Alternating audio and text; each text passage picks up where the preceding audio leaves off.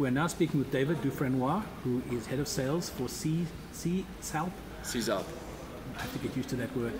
And we're talking at the not C series, now the A220 reveal. Correct. Thank you for speaking with me. Thank you. What I want to ask you is, I want to sort of give you a backdrop. Before the joint ventures that are now occurring, it was Airbus versus Boeing, the big duopoly. And in the single aisle market, the orders were always big, but the real race seemed to be in creating production slots. Getting the rate up so that you could offer your sales team more slots to sell. Now we have these super duopoly, and I would imagine that what we're going to see is Airbus is going to push the production of the 220 and create slots, and probably the same thing will happen with Embraer from the Boeing side. What is your thinking in terms of how do you create these slots? Given the fact that both companies, let's say Bombardier's Mirabel facility, which is now part of this new group, and the Embraer facility, they have sort of rates that they have. Both guys like Airbus and Boeing are going to push those rates. How do these companies cope with that? Well, today, first of all, Edison, we are at the beginning of a long story. You know, time will tell how we will adapt the production to the actual market we will encounter. What you forget to say in your analysis of the duopoly in the single aisle market is that while, yes, we have increased the production to cope with the market demand and feed the market, we have seen also an evolution in terms of seating of this aircraft. You know, going from 319 in the old generation to the 321 Neos now, that is becoming one of the best sellers of Airbus. So that at the same time has created a kind of a market by itself on the lower part of the single aisle market, from 100 to 150, 160 seats, which was not really completely met by the two duopoles guys. Mm-hmm. They were met by C series, of course, and Embraer, but not completely with us, we have to admit.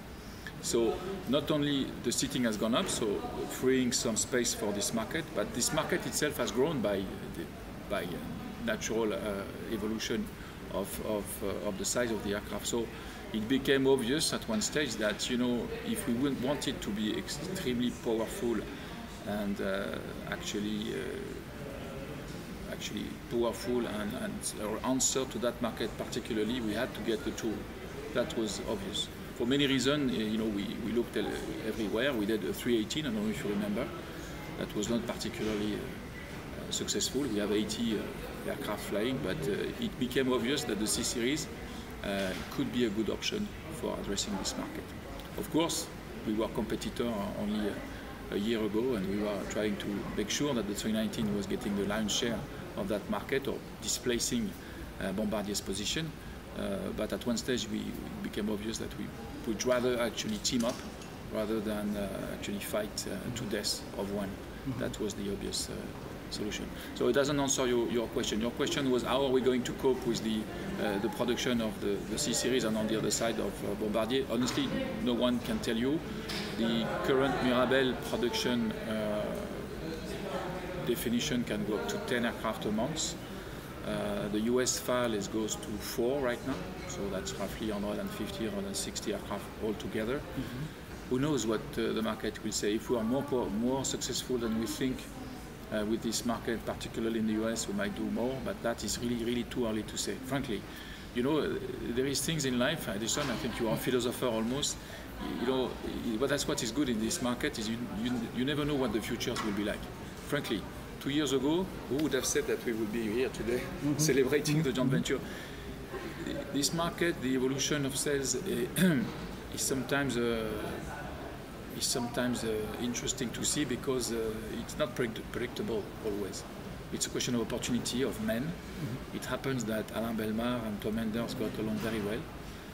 It happens that they were on the same level, and it happened at the right moment, the right men with the right aircraft took this decision. It could have not happened, and we could have still be fighting, and maybe Bombardier would have gone with someone else, I don't know. But I think, and I really mean it, I think at the time it was done, it was the right thing to do, really the right thing to do. All right, thank you so much.